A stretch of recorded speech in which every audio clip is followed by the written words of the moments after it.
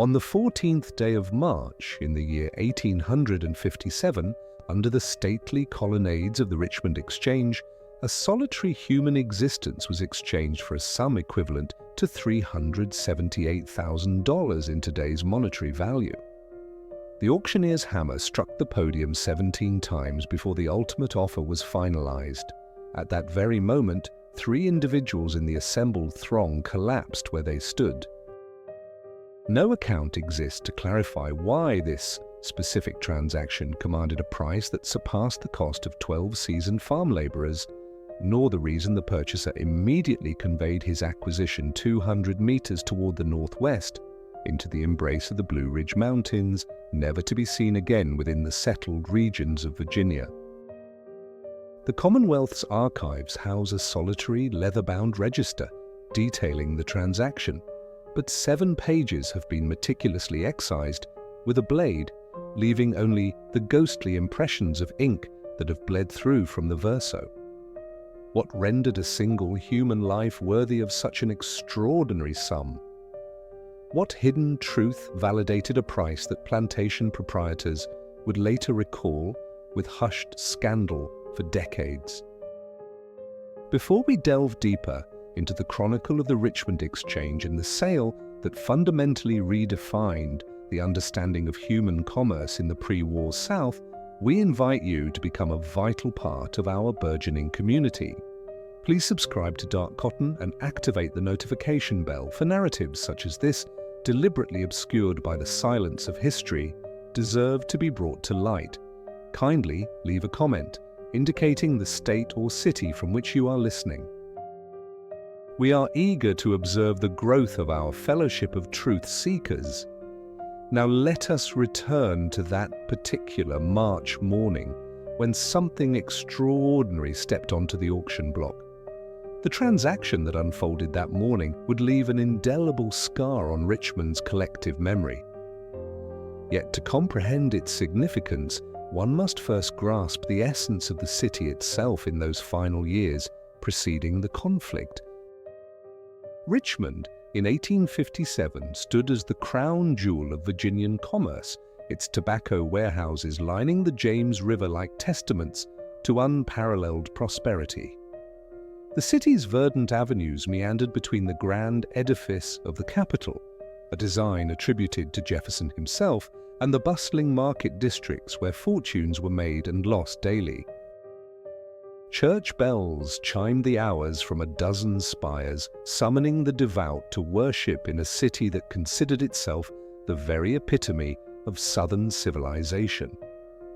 The Exchange itself was housed in a Greek Revival structure on Franklin Street, its Doric columns projecting an aura of enduring stability and order in a world often lacking both.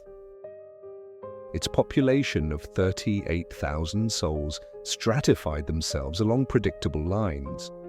The affluent merchant class resided in their federal-style townhouses on Church Hill. The working poor occupied cramped lodgings near Show Bottom, and the enslaved, though outnumbering their proprietors, remained largely unseen in the city's official calculations. Among the distinguished families of the city, the Havfields presided over the largest tobacco processing enterprises, while the Gresham brothers dominated the lucrative riverboat trade. However, it was the auction houses that truly defined Richmond's economic character, facilitating over 12,000 sales annually in a market that treated human beings as readily negotiable assets. Thomas Fairmont, with relentless efficiency, managed the exchange. At 43 years of age, he had overseen more than 6,000 sales, his practiced voice adept at extracting the maximum possible value from each transaction. He meticulously maintained records in leather-bound ledgers, documenting not merely prices, but also peculiar attributes, distinguishing marks, acquired skills, and the occasional, telling notation that revealed far more than any financial statement. Entries such as "defiant eyes, likely trouble," or "read scripture, dangerous," offered cryptic glimpses into his assessments. His office, overlooking the auction floor, afforded him the advantage of gauging the crowd's disposition before each sale, allowing him to tailor his strategy accordingly. The 14th of March commenced without incident. The morning's initial offerings consisted of field hands from a defunct plantation in Goochland County, 7 men and 3 women who were sold for expected sums to anticipated buyers. Fairmont navigated these transactions with mechanical precision, his voice rising and falling in a practiced cadence that conveyed assurance to potential purchasers. The assembled crowd comprised perhaps 80 men, their faces familiar from countless previous auctions.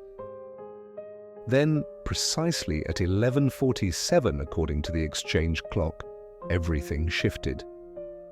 The low hum of the crowd abruptly ceased as a side door opened, revealing a figure escorted by 2 men whose attire indicated a considerable journey.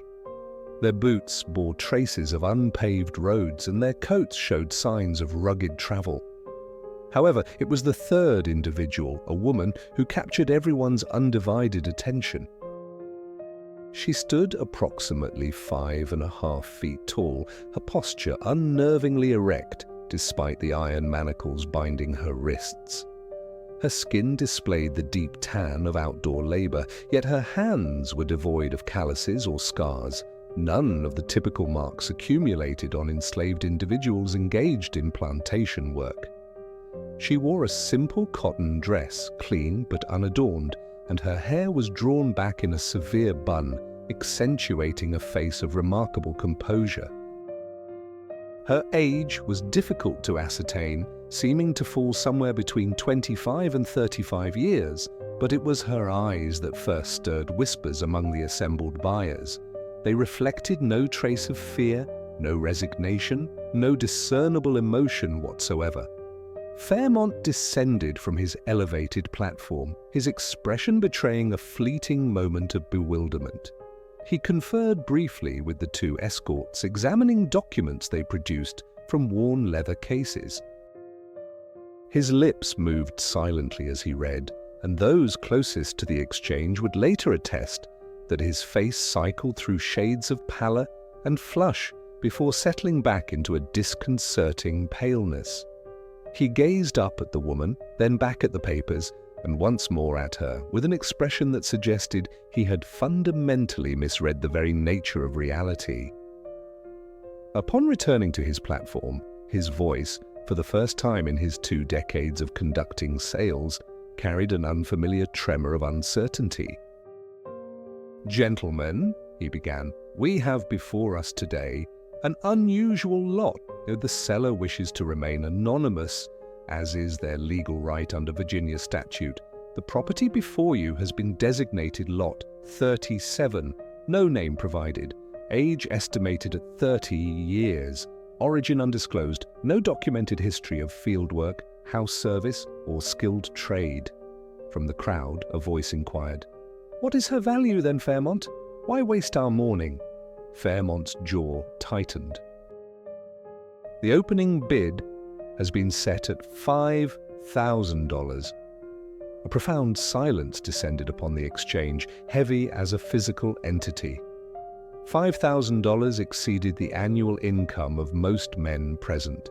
It represented the cost of a prime breeding pair of oxen, or 3 skilled blacksmiths, or enough farmhands to cultivate 50 acres of tobacco. For a single woman with no discernible skills or history, this price was utterly preposterous. "That's madness," someone exclaimed. "You've lost your senses, Fairmont." Yet, Thomas Fairmont made no move to reduce the price. Instead, he performed an action unprecedented in his 20-year tenure. He opened the leather folder provided by the escorts and began to read aloud. The seller provides the following attestation, sworn before a magistrate in Albemarle County on the 9th day of March of this year. The property designated Lot 37 possesses knowledge of significant value to parties concerned with matters of agriculture, commerce, and territorial development. Said knowledge has been verified through demonstration to 3 independent witnesses whose signatures and seals appear below.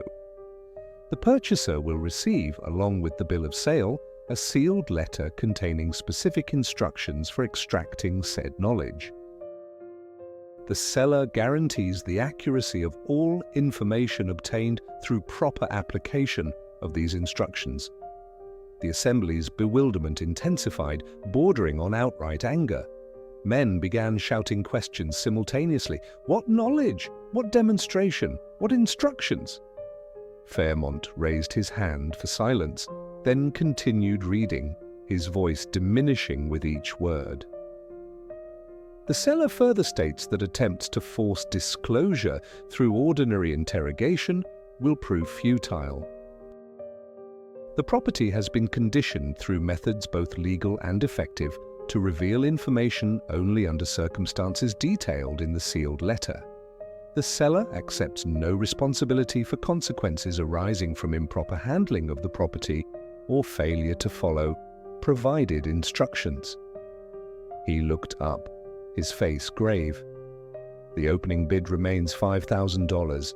Do I hear $5,000? For a protracted moment, no one spoke. Then, from the rear of the room, a hand was raised. The man attached to it wore the plain attire of a Western Virginia farmer, his face weathered by mountain winds. 5,000, he stated simply. 5,500, came another voice, this belonging to a Richmond merchant whose tobacco interests extended across 3 counties. What transpired next would be recounted in hushed tones for years to come. The bidding escalated with a rapidity that defied all conventional auction economics. 6,000, 7,000, 8,500. Men who had arrived to acquire farmhands found themselves compelled to compete for something they could not even identify, driven by the promise of knowledge so profoundly valuable that someone had been willing to swear to its worth before a magistrate. The woman on the platform remained immobile, silent, her gaze fixed on some unseen point beyond the assembled multitude. At $12,000, only 4 bidders remained. At $15,002, the Western Virginia farmer and an individual whose identity none present could ascertain, his face obscured by a wide-brimmed hat, his voice remarkably calm despite the astronomical sums he proposed. 16,000, said the farmer, his voice cracking. 20,000, replied the stranger without hesitation. A collective gasp swept through the crowd.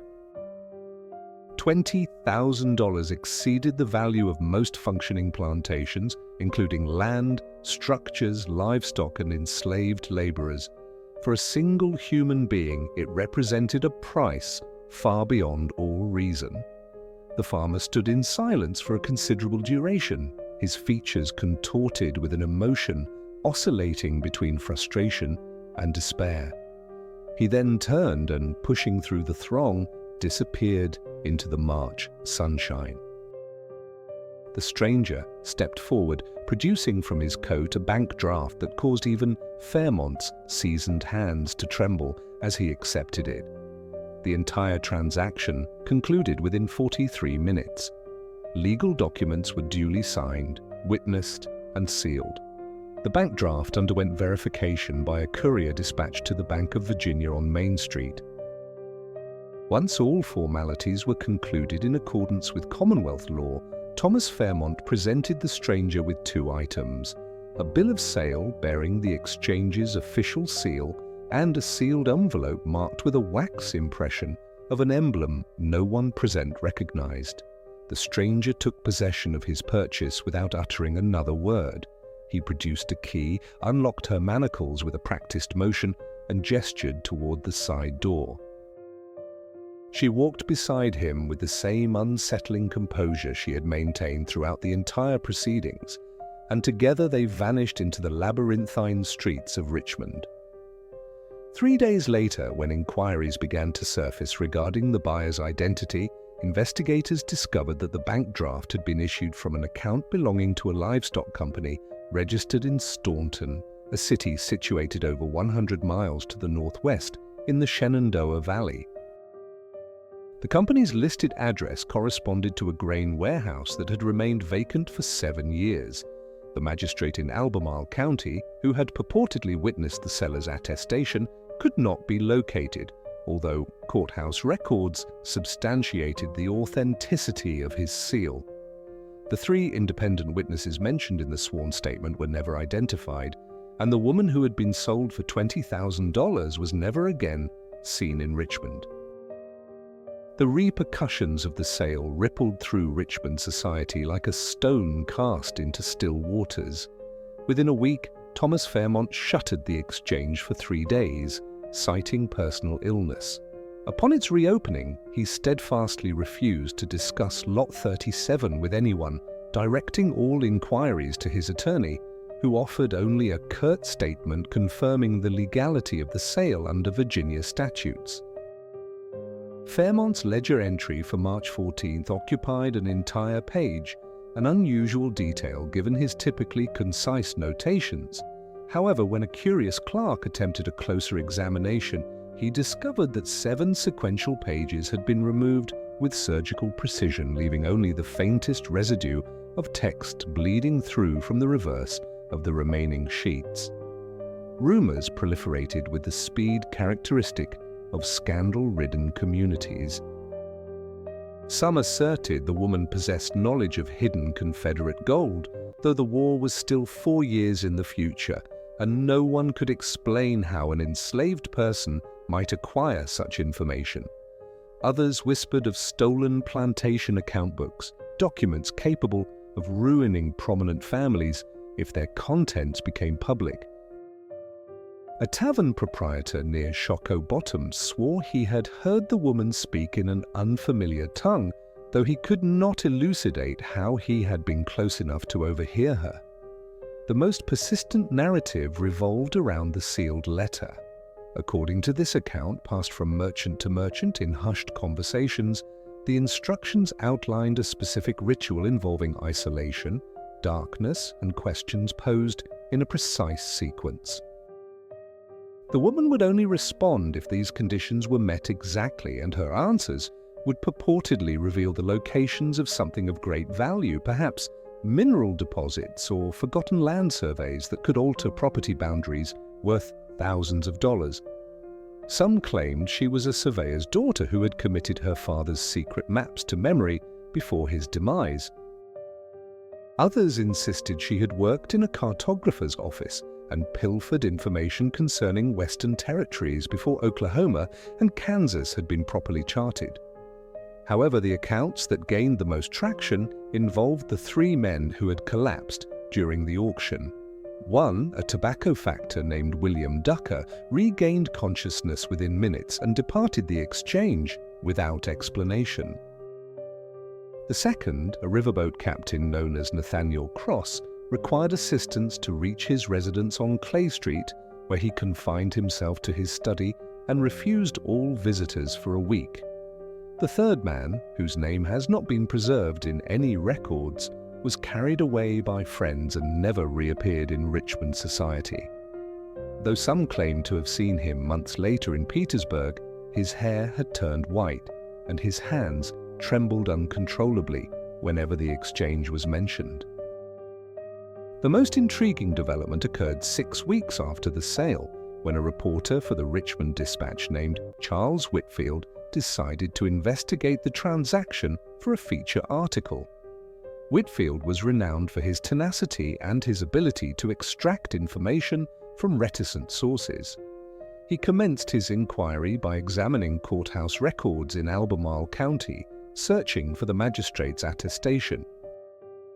He located the seal impression within the record books, but the corresponding document had been filed in a section reserved for judicial review, inaccessible to public scrutiny. When he pressed the court clerk for details, he received only a cold stare and a warning that certain records remained sealed for compelling reasons. Whitfield then journeyed to Staunton, determined to locate the livestock company that had provided the bank draft. The warehouse at the registered address stood exactly as described, empty its windows boarded, its door secured with a chain and padlock that bore fresh scratches, suggesting recent use. When Whitfield questioned neighboring business owners, he encountered conflicting accounts. One claimed the warehouse had been acquired by a land speculator from Lexington. Another insisted it belonged to a mining enterprise operating in the Western Mountains. A third refused any discussion, turning away when Whitfield presented his reporter's credentials. The trail went cold until late July, when Whitfield received an anonymous letter delivered to the dispatch offices. The envelope bore no return address, and the postmark indicated it had been dispatched from Waynesboro, a small town in Augusta County nestled against the Blue Ridge Mountains. The letter itself consisted of 3 sentences penned in an elegant script. The knowledge she carries could redraw maps. Some borders exist only in men's minds. Stop searching before you learn which category you occupy. Whitfield published a carefully worded article on the 3rd of August, 1857, titled The Mystery of the Richmond Exchange. He detailed the unusual sale, the astronomical price, and the sealed letter. But he offered no conclusions and named no individuals beyond those already publicly known. The article appeared on page 7 of the Dispatch, situated between advertisements for patent medicines and notices of estate sales. It garnered modest local interest but elicited no significant response. 3 days after its publication, Charles Whitfield failed to arrive at the dispatch offices for his morning shift. His landlady reported that his room appeared undisturbed, his belongings untouched, yet Whitfield himself had vanished. A police investigation yielded no evidence of foul play. His bank account showed no unusual withdrawals. His friends and colleagues could offer no plausible explanation. After 6 weeks, the investigation was quietly concluded, and Charles Whitfield joined the growing roster of individuals connected to Lot 37 who had simply ceased to exist in any verifiable capacity. The ensuing years witnessed the eruption of war in Virginia, transforming Richmond from a prosperous commercial hub into the capital of the Confederacy. The Exchange building served as a military depot during the conflict, then stood abandoned throughout Reconstruction. Its auction floor fell silent. Its records were boxed and stored in a courthouse basement, where they accumulated dust alongside thousands of other documents deemed irrelevant to a changed world. Thomas Fairmont passed away in 1869, his estate devolving to a nephew who subsequently sold the Exchange building to a textile company.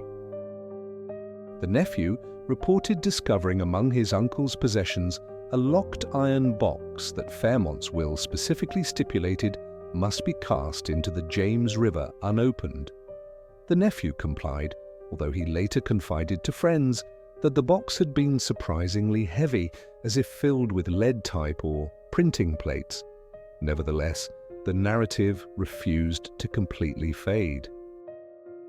In October of 1873, a former Confederate officer named Daniel Vaughan published a memoir recounting his wartime experiences. Among the anecdotes concerning battles and campaigns, he included a curious passage detailing a conversation he had overheard in the winter of 1863 while recuperating from wounds in a Richmond hospital.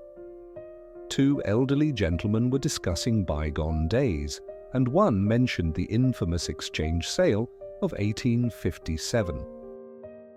According to Vaughan's account, the man stated that the buyer had known precisely what he was acquiring.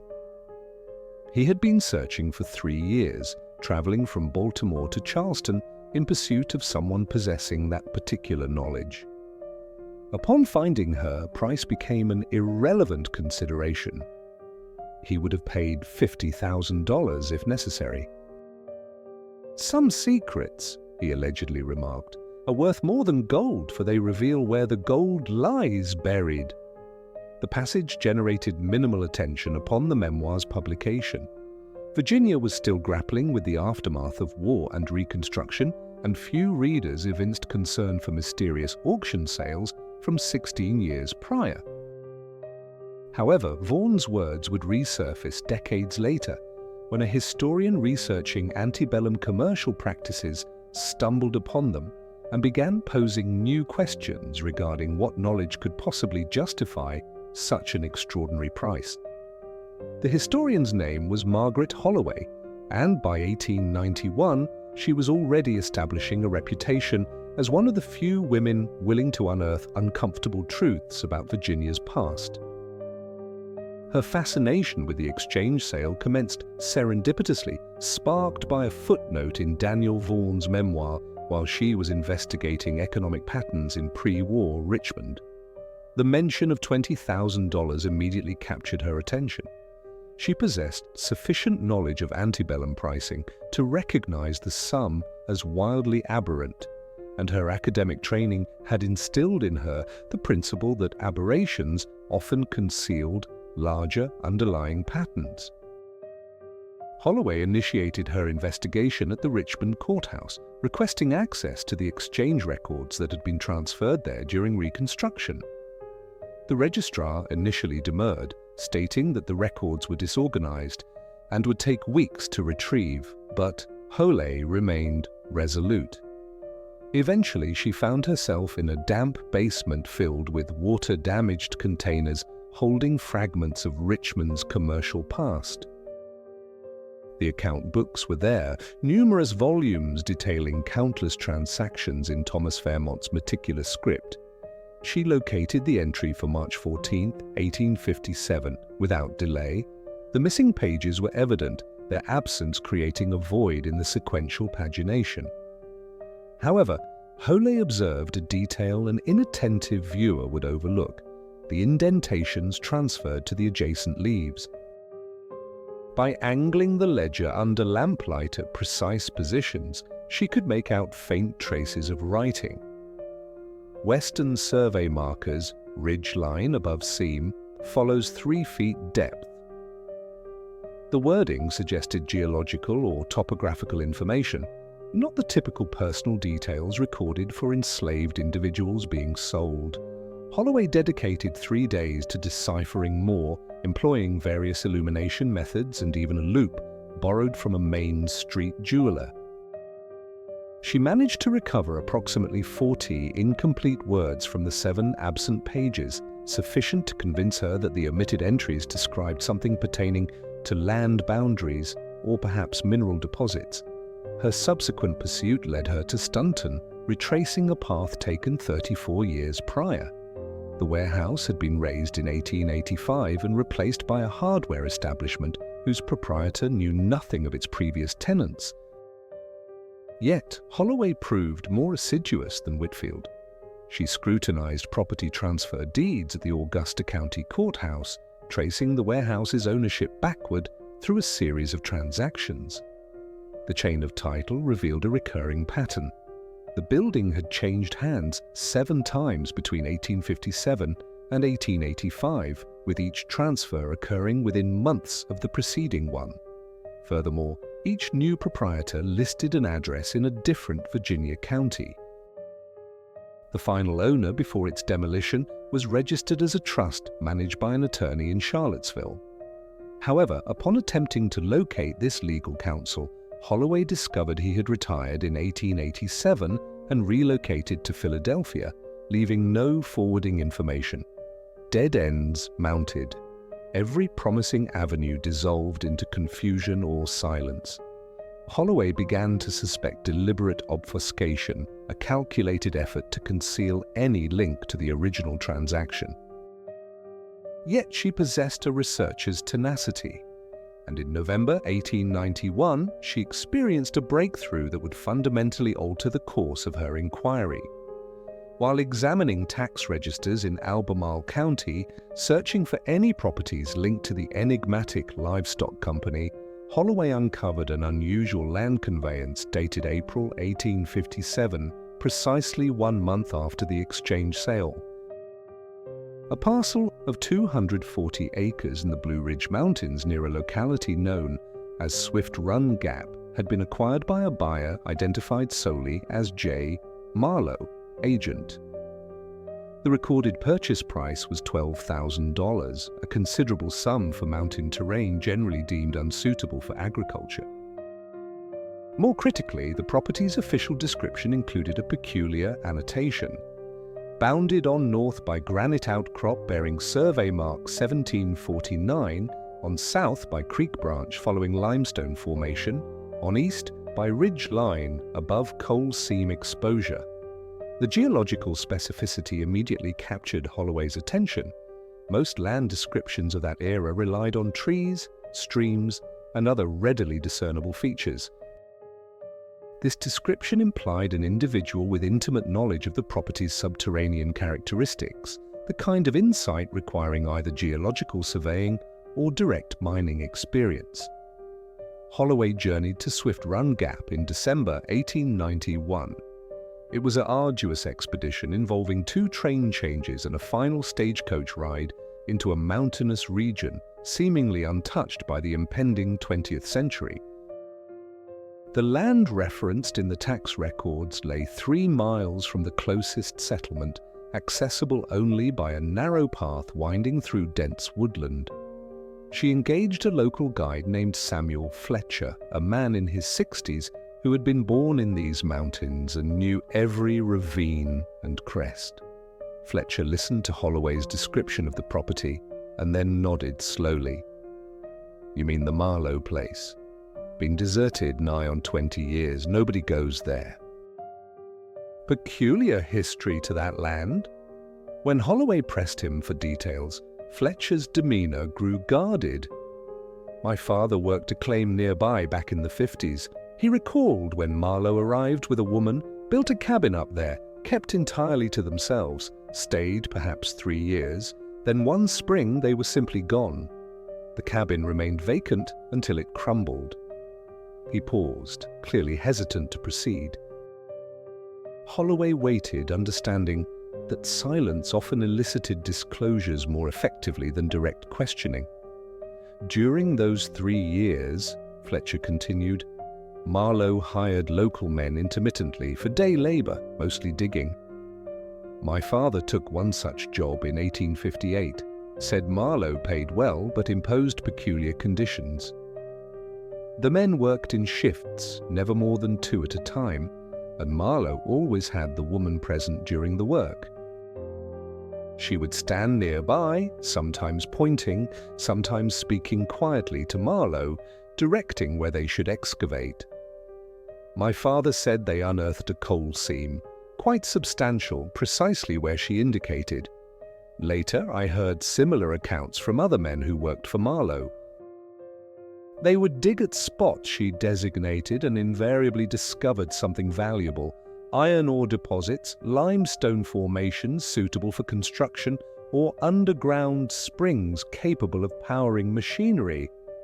Holloway felt her pulse quicken. "Did your father ever converse with this woman directly?" Fletcher shook his head. "Marlowe never permitted conversation with her. She communicated solely with him, and he relayed any necessary instructions to the laborers. But my father said she had eyes like someone looking through you at something beyond, and when she pointed to where digging should occur, the men learned not to question. She was never wrong. If you're finding this story as disturbing as we are, you're exactly the kind of person who belongs in this community. Hit that like button to help others discover this mystery and leave a comment with your thoughts about what knowledge this woman might have possessed. Was it genuine geological expertise or something else entirely? Share your theories below. Let's continue into the mountains where this impossible secret was finally put to use. The mountains where Lot 37 had vanished held more mysteries than Margaret Holloway initially imagined. Fletcher agreed to guide Holloway to the abandoned property, though he insisted they make the journey in daylight and return before nightfall. The December afternoon was cold and clear as they ascended the narrow track, frost crunching beneath their boots. The forest had reclaimed much of the clearing where the cabin once stood, but remnants persisted, a stone chimney rising from collapsed timbers, a well shaft carefully covered with fitted boards, and most remarkably, a series of excavation sites scattered across the property, each now overgrown but still discernible as depressions in the forest floor. Holloway counted 14 distinct digging locations, ranging from shallow exploratory pits to one excavation that appeared to have descended at least 20 feet before being abandoned. At Fletcher's suggestion, they examined the well shaft first.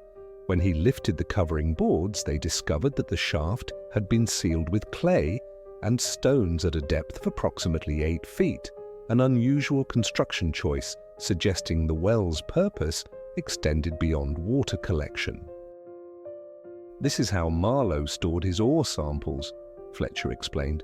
"Kept them cool and dry, protected from the elements. My father mentioned it. Marlowe would bring up coal or iron ore from the digging sites, seal samples in canvas sacks, and lower them into this shaft. Every few months, he would retrieve them and transport them somewhere my father never knew." Holloway knelt beside the shaft, examining the sealed interior. The clay bore marks of repeated opening and closing, indicating frequent access over an extended duration. But what impressed her most was the precision of the excavation itself. The shaft descended straight and true, its walls meticulously mortared with local stone. Its construction suggested an engineering proficiency far exceeding typical mountain construction practices.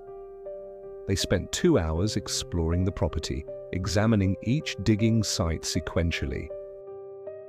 A pattern emerged. The excavations followed a rough trajectory running northeast to southwest, roughly parallel to the ridgeline, but offset by perhaps 300 feet. When Holloway plotted their positions on a hand-drawn map, the alignment became evident. The digging sites traced the subterranean course of a geological formation, likely a coal seam or similar mineral deposit, with remarkable accuracy. As they prepared to leave, Fletcher pointed out one final detail. Near the collapsed cabin, barely visible beneath accumulated leaves and soil, a flat stone bore carved markings, a series of numbers and symbols resembling surveying notations. Fletcher could not decipher them, but Holloway carefully copied them into her notebook, recognizing their potential significance. The return journey was undertaken in thoughtful silence. When they reached the settlement where Fletcher resided, Holloway posed one last question. "Did anyone ever discover what became of Marlowe and the woman, where they went when they departed?" Fletcher's expression darkened. "There was talk.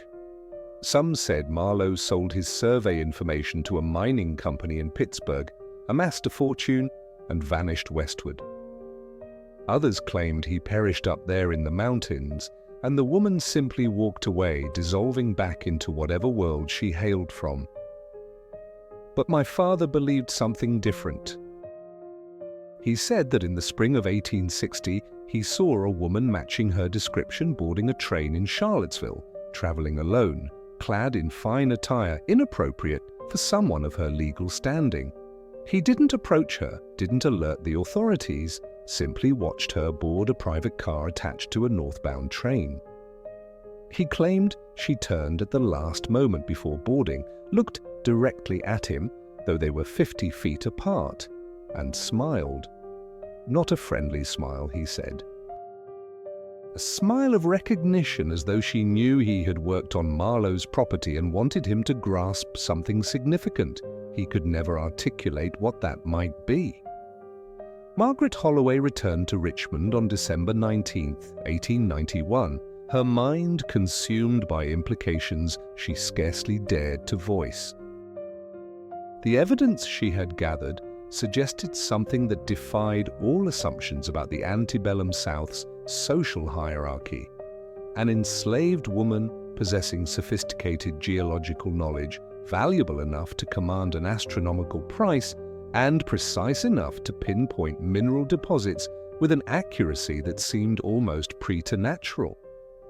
Yet Holley knew there was nothing supernatural about geological expertise. It could be acquired, honed through experience or instruction, particularly by someone with access to survey data, mining operations, or scientific education. The question that tormented her was, how? How did an enslaved woman acquire such knowledge in a society engineered to impede education, restrict movement, and eliminate any possibility of advancement? Where did she learn to interpret geological formations, decipher survey marks, and predict subsurface mineral locations with such unfailing accuracy? Following Fletcher's father's account, Holloway spent January and February of 1892 pursuing a new investigative path. She examined records of geological surveys conducted in Virginia during the 1840s and early 50s, searching for any mention of enslaved laborers being utilized in survey teams. The Virginia Geological Survey, established in 1835, had employed numerous field crews to map the state's mineral wealth, and Holloway was aware that these teams frequently engaged local labor, both free and enslaved, to assist with manual tasks, transporting equipment, excavating test pits, and processing ore samples. Her persistence yielded results. In a dusty archive room at the Virginia State Library, she unearthed field journals from an 1847 survey expedition led by a geologist named William Barton Rogers, who would later found the Massachusetts Institute of Technology. Rogers's team had spent 6 months mapping coal deposits in the Blue Ridge region, and his detailed journals contained intermittent references to the workers accompanying them. One entry, dated July 23, 1847, halted Holloway cold. Our expedition has been greatly aided by the addition of a Negro woman, property of Colonel Thaddeus Hargrove of Albemarle County, who has demonstrated unexpected facility for geological observation. While illiterate, she possesses remarkable visual memory and has proven capable of recognizing similar rock formations across widely separated sites. Colonel Hargrove hired her to our party for the nominal sum of $3 weekly, explaining that she had previously served in his household, but showed aptitude for outdoor work. Her contributions have accelerated our mapping efforts substantially. Holloway cross-referenced the name Thaddeus Hargrove with property records, discovering that he had owned a moderately sized plantation near Charlottesville. He had passed away in 1853, and his estate inventory listed 18 enslaved individuals, though no specific names were recorded, only ages and general descriptions. There was no means to ascertain which, if any, of these individuals might have been the woman who assisted Rogers' survey team. But the connection was compelling. If Rogers' expedition had employed this woman for 6 months in 1847, she would have been exposed to systematic geological training, observed professional survey techniques, learned to identify mineral deposits, and understood how subsurface formations could be inferred from surface indicators. An intelligent and observant person could absorb a vast amount of practical knowledge during such an experience, particularly if they understood that this knowledge might one day represent their sole path to liberty or value. Holley commenced searching for other geological survey records, hoping to find additional references to the same individual.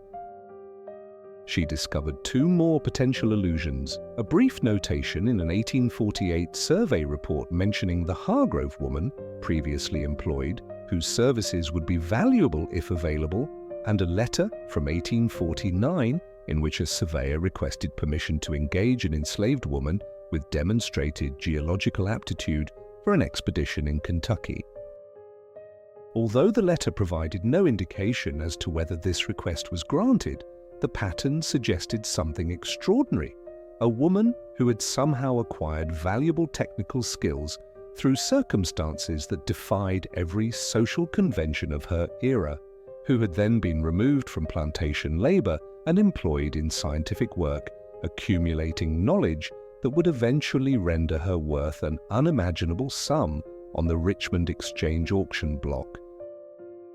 However, new questions arose, more troubling ones. If Colonel Hargrove had died in 1853, who subsequently owned the woman? Who recognized her value and decided to bring her to Richmond for sale in 1857?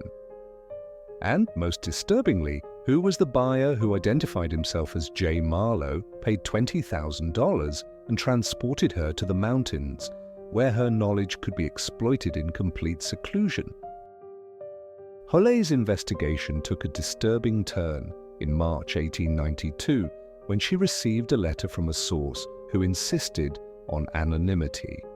The letter, postmarked from Baltimore, contained a single sheet of paper with a brief message penned in educated handwriting. "You seek the woman from the exchange. I can tell you her name, but knowledge carries a price. Discontinue your investigation and I will reveal what you wish to know. Continue and you will discover why some secrets remained buried even after the war freed those who kept them." The letter provided no address, no signature, and no means for Hollet to respond. Its arrival signaled that someone was monitoring her research, tracking her movements, and growing concerned about what she might uncover. A less determined researcher might have heeded the warning. Margaret Hollet was not less determined. She intensified her efforts, focusing now on identifying J. Marlowe. The name itself was likely a fabrication, but the land purchase in April 1857 had necessitated a genuine signature and payment. She requested records of all banking transactions in Stunton during March and April 1857, hoping to trace the source of the $12,000 used to acquire the mountain property. The request was denied. She attempted to access county tax records to identify who had paid property taxes on the Swift Run Gap land between 1857 and 1860. Those records, she was informed, had been destroyed in a courthouse fire during the war, although no other Augusta County records from that period showed fire damage. The obstacles multiplied, every promising lead dissolved into bureaucratic complexity or the convenient destruction of documents. Holloway began to suspect a coordinated effort to suppress information, but she could not discern who might be orchestrating it or why. Decades after the original events, who would care about concealing details regarding a single, enslaved woman who had exhibited geological expertise? Then in late April 1892, Hollet received a visitor at her Richmond boarding house. The man who called upon her was elderly, perhaps 70 years old, dressed in attire suggesting former affluence now diminished. He introduced himself as Robert Dunor, claimed to possess information about the exchange sale, and insisted their conversation must remain strictly confidential. Once seated in the boarding house parlor, Dunor spoke in a voice barely above a whisper. "I was present that March day in 1857. I bid on her, went up to $5,000 before withdrawing. Couldn't justify more, but I knew her worth because I had witnessed her work." Holloway leaned forward, her heart pounding. "You knew her before the sale?" Dunor nodded. "I was a mining engineer in those days, working for a company surveying Western Virginia for coal and iron deposits. In the summer of 1856, we hired day laborers from various plantations. We needed men to dig exploratory pits. One property owner sent a woman instead, said she was more valuable for our purposes than any field hand. We were skeptical, but the owner was insistent, so he sent her for a week's trial." He paused, his expression suggesting he still struggled to comprehend what he was recalling. "Miss Holloway, I have worked with professional geologists from European universities. I have consulted with mining engineers trained at the finest technical institutions. That woman possessed more practical geological knowledge than any of them.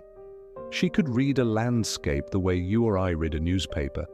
Place her on a ridge, let her observe the rock formations, the vegetation patterns, the way water drained, and she would tell you precisely what lay beneath the surface: coal seams, iron ore, limestone formations suitable for quarrying. She was never wrong. Not once in that entire week did her predictions fail to align with what we discovered when we dug. Holloway's mind raced. How did she communicate this knowledge? She couldn't read or write, or so we believed, though I harbored doubts about that, Dunor replied. She would point and speak simply. Dig here, 8 feet depth, you will find coal of good quality. Or, this ridge continues south. Iron ore follows it, accessible at 20 feet.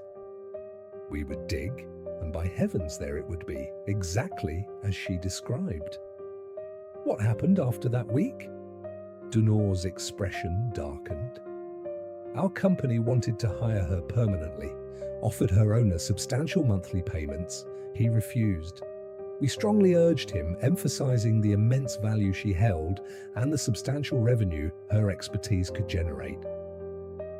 His reaction was one of irritation and a defiant assertion that we were completely out of touch with the realities of the situation. He abruptly concluded our discussion and immediately terminated her employment with us. Nevertheless, news of her extraordinary abilities circulated rapidly within the mining sector. The acquisition of a woman possessing such talents, it was whispered, would be incredibly lucrative. Consequently, numerous corporations initiated inquiries, attempting to ascertain her owner's identity with the ultimate goal of negotiating terms. Eventually, one party succeeded. Dunor nodded thoughtfully.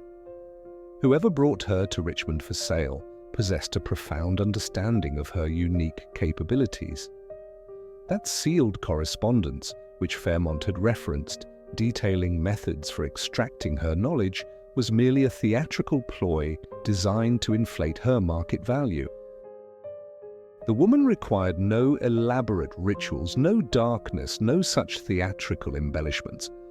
One simply had to transport her to the desired surveyed location, allowing her to observe and absorb the surroundings as she spoke. It was that straightforward. However, by cultivating an aura of mystery, the seller successfully ignited fierce competition, driving the price to astronomical figures that even seasoned investors found themselves overwhelmed by. The identity of the seller remained a mystery. Dunor shook his head. I never managed to uncover that information. My efforts spanned years, but yielded no results. However, I can shed light on the buyer. The individual who presented himself as Marlowe was in fact James Pritchard, a land speculator hailing from Pennsylvania. He amassed his fortune by acquiring mineral rights in undeveloped regions and subsequently reselling them to mining conglomerates at considerable profit. He was actively seeking geological expertise, a method to pinpoint valuable land before his rivals could. Upon hearing of the woman, he became completely consumed with acquiring her. He would have readily paid $50,000 if necessary. $20,000 was an absolute steal for the immense benefit she provided him, which encompassed 3 years of surveying mountainous territories across Virginia, Pennsylvania, and potentially Tennessee. Pritchard secured mineral rights for dozens of parcels, all of which subsequently proved to contain significant coal or iron deposits. He offloaded those rights for sums that rendered his initial $20,000 investment almost insignificant. Then, in the year 1860, he vanished, taking his considerable fortune with him, disappearing just as the woman herself had. Holloway posed the question that had troubled her for months. What was her name? Dunor met her gaze. I never knew. During the week we employed her, she never uttered her name, nor did her owner ever disclose it. She was merely considered property, and property, by definition, needs no appellation beyond what its owner deigns to bestow. But I will share something with you that I have kept secret for the 35 years that have elapsed since that March day. When the auction concluded and Pritchard assumed ownership and removed her restraints, she spoke but once before their departure. She turned to face the assembled crowd and declared, "You have purchased knowledge, but knowledge demands a recompense beyond mere gold." Following this, she walked away alongside Pritchard, and I never laid eyes on her again. Yet her words have echoed in my thoughts every single day since. Knowledge demands a recompense beyond gold. What could she have possibly meant? What payment was she exacting? And from whom? Margaret Holloway never published her findings. The exhaustive article she had envisioned, meticulously detailing the enigma of Lot 37 and the woman endowed with impossible insights, remained incomplete in her personal files at the time of her passing in 1903. However, her notes endured, eventually being archived at the Virginia Historical Society, where they lay dormant for decades, intermingled with countless other documents deemed too specialized or controversial for general interest. The true nature of the woman's identity did not come to light until 1947, when a graduate student researching antebellum geological surveys for his doctoral dissertation stumbled upon a rarely circulated memoir privately printed in 1871. The author was none other than William Barton Rogers, the very geologist who had led the 1847 Blue Ridge expedition. Within this memoir, shared only among a select circle of scientific peers, Rogers included a comprehensive appendix that examined the role of enslaved labor in 19th century American scientific endeavors. Among his observations, Rogers candidly addressed the ethical quandaries inherent in utilizing enslaved individuals for scientific work. We benefited from their labor while simultaneously denying them any form of education. Yet on occasion, we encountered individuals whose innate intellect far surpassed our own. One such person was a woman we engaged in 1847 who was the property of Colonel Hargrove. She possessed an eidetic memory and spatial reasoning faculties that I have seldom encountered, even among formally trained scientists. When I broached the subject with Colonel Hargrove regarding the possibility of purchasing this woman's freedom, with the intention of providing her with formal geological instruction, he reacted with extreme anger and threatened legal repercussions should I persist. He explained that she had received clandestine instruction from his deceased wife, who had disregarded his directives and educated several enslaved women in reading, writing, and subjects drawn from the Colonel's personal scientific library. Upon discovering this transgression, Colonel Hargrove promptly sold off the other women, but he retained this particular individual due to the immense value her acquired knowledge conferred upon her, making her too precious to dispose of carelessly. Rogers further elaborated, "I later learned that following Colonel Hargrove's demise, his estate executor attempted to capitalize on this woman's proficiencies by contracting her services to various geological survey operations. The woman keenly understood her precarious predicament. Her knowledge rendered her valuable, but it also made her a potential threat, as educated, enslaved individuals fundamentally challenged the very bedrock of the institution that held them captive. She seemingly adopted silence as a protective measure, revealing her capabilities only when circumstances rendered concealment impractical or unprofitable. The memoir offered one additional critical piece of information. I recorded this woman's given name as Anna, though I suspect this was an imposed moniker rather than a self-chosen one. She carried herself with a dignity incongruous with her legal status, and I discerned in her expression a fierce intelligence that circumstances had tragically confined to avenues where it could never achieve its full potential. Upon the conclusion of our expedition, she expressed her gratitude to me in Latin, articulated with flawless precision, before departing, before I could offer a reply. That moment has lingered in my consciousness for 24 years.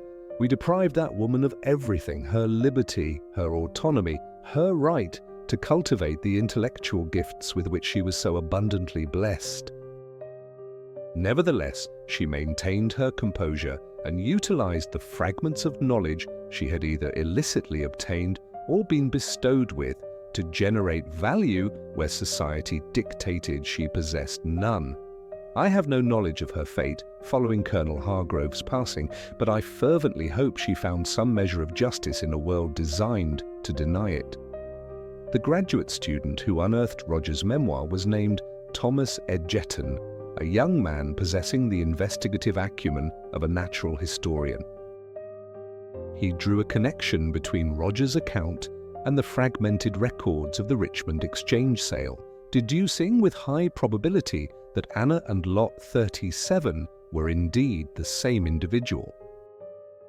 He pursued Margaret Holloway's archived research, uncovered Robert Dunnor's testimony, and synthesized all this information into a dissertation that, upon its publication in 1950, became one of the most extensively cited works concerning the contributions of enslaved individuals to American scientific advancement. However, Edgerton ventured further. He attempted to trace Anna's movements after 1860, when Samuel Fletcher's father claimed to have seen her boarding a northbound train. The trail led through incomplete documentation and persistent rumors, each fragment adding a new layer to an extraordinary narrative of resilience and deliberate retribution. According to records Edgerton unearthed, a woman matching Anna's description appeared in Pittsburgh in late 1860, where she secured employment with a manufacturer of mining equipment. Her designation was technical consultant, a position unprecedented for a woman of any race during that era. She remained there for 3 years, offering counsel on mineral deposit identification and survey methodologies, accumulating sufficient income to legally purchase her freedom once the wartime upheaval made such transactions feasible. By 1864, she had relocated to Philadelphia, establishing herself as an independent geological consultant for mining firms and land speculators. What renders Anna's post-emancipation career remarkable is not solely her success in a field overwhelmingly dominated by white men, but the manner of her triumph. Edgerton discovered correspondence indicating that Anna meticulously maintained records of all those who had profited from her enslaved labor. This included the survey companies that had engaged her, the plantation owners who had leased her expertise, and the speculators who had acquired her knowledge while denying her fundamental humanity. Once liberated, she systematically undermined the business interests of many of these men by furnishing competing enterprises with superior geological intelligence, consistently at prices slightly below those charged by her former exploiters. Several mining operations that had flourished by leveraging Anna's enslaved expertise subsequently collapsed into bankruptcy within 5 years of her emancipation. Their downfall was engineered with surgical precision by the very woman whose knowledge they had pilfered. The most devastating act of retribution involved James Pritchard, the man who had acquired her for $20,000 in 1857. Pritchard had constructed a mining empire upon Anna's geological surveys, securing mineral rights across the Appalachian region. However, in 1869, he committed a critical error. He attempted to engage Anna directly for her services, apparently unaware that she was the very same woman he had purchased and exploited years prior. Anna accepted the engagement, conducted a comprehensive survey of Pritchard's latest acquisition, a property situated in Pennsylvania's coal country, and presented him with a detailed report indicating vast coal deposits at easily accessible depths. Pritchard gambled his entire fortune on developing the property based on Anna's survey. The coal deposits did indeed exist precisely where she had indicated. However, what Anna's report conspicuously omitted was the presence of sulfur contamination within the seams at levels that rendered the coal commercially worthless. By the time Pritchard discovered this devastating flaw, he had expended all his resources, and his creditors initiated foreclosure proceedings on his mining empire. He died in destitution in 1874, having squandered the fortune he had built on the foundation of Anna's enslaved labor. Ed Jetton's research suggests Anna lived until at least 1892, possibly longer. She never married, maintained no permanent domicile, and would periodically disappear for months at a time, presumably undertaking survey work in remote locales. The final confirmed mention of her appears in an 1892 Philadelphia business directory, where she is listed as a Hargrove geological consultant. The adoption of her former owner's surname is a bitter irony that may have been a deliberate act of derision towards the man who had both educated and enslaved her. However, perhaps the most astonishing detail within Ed Jetton's account pertains to the sealed letter, the enigmatic instructions for extracting Anna's knowledge that Thomas Fairmont referenced during the 1857 auction. According to a source Ed Jetton identified solely as a descendant of the estate executor who sold Anna in Richmond, the sealed letter contained precisely 3 sentences. This woman possesses knowledge acquired through means that violated Virginia law. She will impart that knowledge only if treated with respect and compensated equitably. Fail in either obligation, and you will discover that knowledge can serve as a weapon far more potent than any physical force. The letter was not merely a disclaimer, it was a warning dictated by Anna herself, compelling her seller to include it as a condition of the auction. She had ensured that whoever acquired her fully comprehended the true nature of their purchase. Not a passive receptacle of geological data, but a woman who recognized her own worth and who would ensure her new proprietor paid a steep price for that knowledge, a price extending far beyond the $20,000 purchase sum.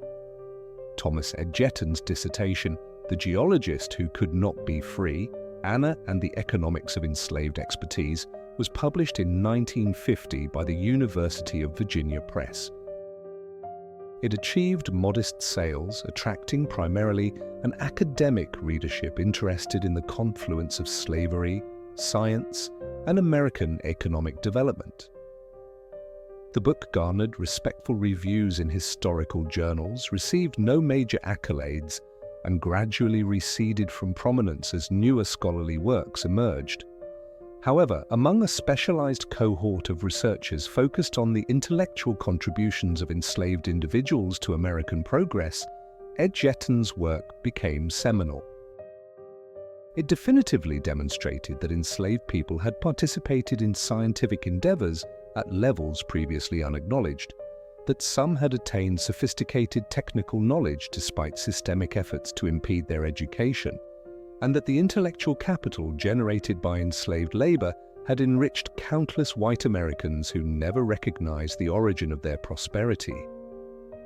Anna's narrative also provoked disquieting inquiries into how knowledge itself can devolve into a form of subjugation.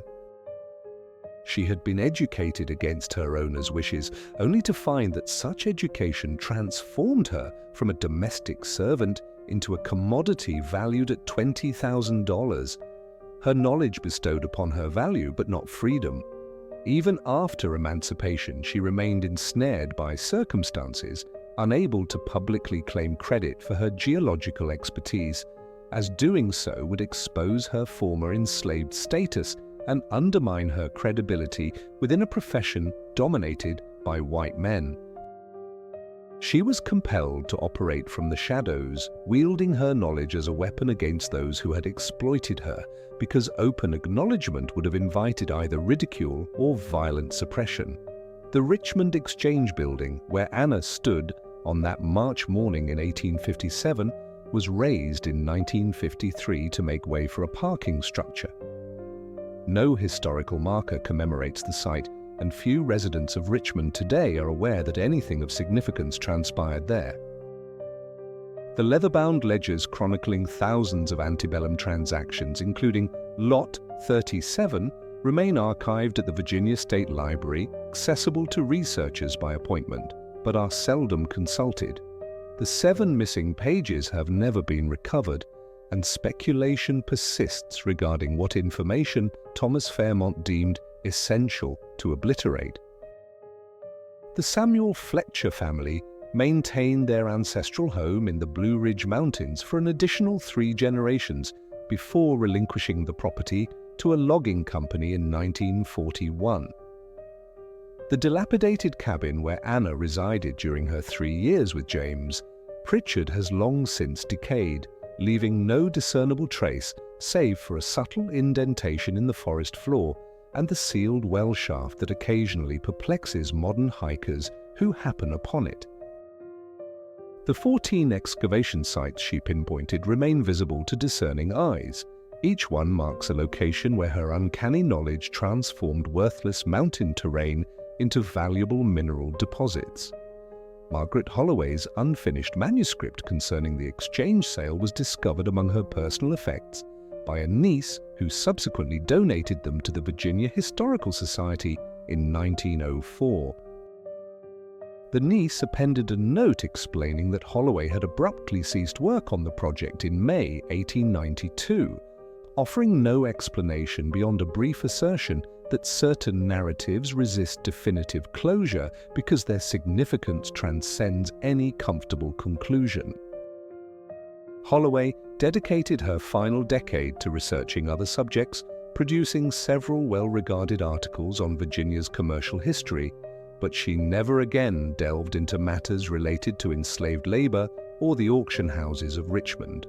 Robert Dunor, the mining engineer who briefly employed Anna in 1856 and witnessed her sale the following year, passed away in 1901. His obituary in the Richmond Times-Dispatch made no mention of his involvement in mining or geological surveying, instead characterizing him as a retired merchant who had led a quiet, unremarkable existence. However, among his possessions, his children discovered a locked receptacle containing approximately 50 pages of handwritten notes, dated between 1857 and 1900, meticulously documenting every detail he recalled about Anna and the extraordinary knowledge she possessed. The notes included his own conjectures regarding how she might have acquired such proficiency, his theories on where she learned to interpret geological formations, and his growing conviction, solidified over decades of contemplation, that Anna's story represented something profound about American society, that intelligence and capability flourish irrespective of circumstances, that knowledge cannot be permanently suppressed, and that those who exploit the intellect of others without due acknowledgement ultimately face repercussions, whether consciously recognized or not. The final entry in Dunoret's notes, penned 3 weeks prior to his death, poses a single, unanswered question. Did Anna genuinely possess supernatural faculties for discerning the Earth's secrets? Or was she merely an exceptionally brilliant woman who astutely leveraged others' willingness to embrace mystery over acknowledging her inherent humanity? This question remains unresolved. Although contemporary geologists who have examined the sites where Anna conducted her surveys confirm that her prognostication of subsurface formations was remarkably precise, consistent with professional-level expertise that would necessitate years of rigorous training and practical experience. How an enslaved woman acquired such training in antebellum Virginia, where the education of enslaved individuals was strictly prohibited and scientific instruction remained the exclusive purview of affluent white men, continues to perplex historians. Some propose that she gained access to Colonel Hargrove's library for an extended period before his discovery of his wife's transgression, absorbing geological texts and survey manuals through clandestine reading. Others suggest that her collaboration with William Barton Rogers and subsequent geological expeditions provided practical experience that augmented theoretical knowledge acquired elsewhere. A select few researchers posit that Anna possessed a genuine eidetic memory, enabling her to visualize and retain intricate spatial relationships after a single observation, subsequently applying this visual recall to predict subterranean features. Regardless of the explanation, Anna's narrative unequivocally demonstrates that intelligence and expertise can flourish even under the most oppressive conditions, and that knowledge, once attained, transforms into a form of power that cannot be wholly contained by those who believe they own the individual possessing it. The woman who commanded an extraordinary price on a March morning in Richmond grasped something her purchasers failed to comprehend. Knowledge demands a recompense beyond gold, and that debt invariably becomes due. The locations where Anna lived and worked remain dispersed across Virginia, Pennsylvania, and potentially other states, largely unmarked and forgotten. The fortunes amassed through her geological surveys enriched numerous families who never knew the origin of their affluence. The mining corporations that profited from her enslaved expertise have long since ceased to exist, their records lost to the passage of time or deliberately eradicated. Yet somewhere within those mountains, in the arrangement of excavation sites and sealed well shafts, in the missing pages of auction house ledgers and the fragmented memoirs of men who witnessed phenomena they could scarcely comprehend, Anna's story endures. What are your thoughts on this narrative? Do you believe Anna's knowledge was genuinely acquired through learning, or did she possess abilities that still elude our understanding? How ought we to remember individuals like Anna, whose contributions to American progress remained unacknowledged for decades, whose brilliance was exploited while their humanity was denied? Please share your comments below. If you found this tale engaging and desire more explorations of forgotten history, please subscribe, activate the notification bell, and share it with someone who appreciates mysteries that challenge our perception of the past. The algorithm favors videos that receive early engagement. Therefore, your like and comment within the initial hour significantly aid this story in reaching others who need to hear it. We will reconvene in the next video, where we will continue to explore the obscured corners of American history where the improbable and the forgotten await discovery.